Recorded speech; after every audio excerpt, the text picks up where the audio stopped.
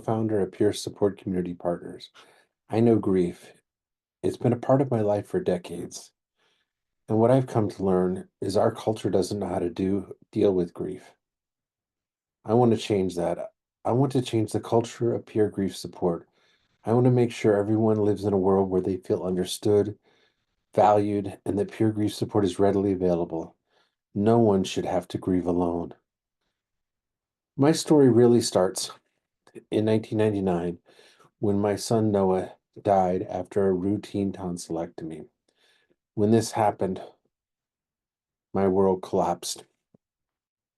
I didn't know how to function. I didn't know how to ask for help. I wasn't even sure if help was available.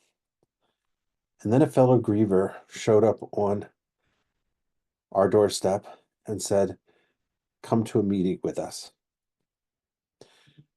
We went to the meeting, and they didn't try to fix me. They just related to me. They just gave me a space to grieve, a place to feel what I feel. They didn't have any timelines for me. They let me do it in my way, in my time. And that's how hope began to enter my life. Hope began to enter my life the moment that I recognized that I wasn't alone, that others had had this same experience and could relate to me. That moment became the foundation for everything I've done since. My world continued, and my sister Heather died. She died from complications of her cancer. And that was a whole different kind of grief. And what it taught me was that every grief is different. Every person is different. Every time grief enters our life, it is different. But there are some things that we commonly need throughout all of these experiences. We need someone to witness our pain and our grief without judgment.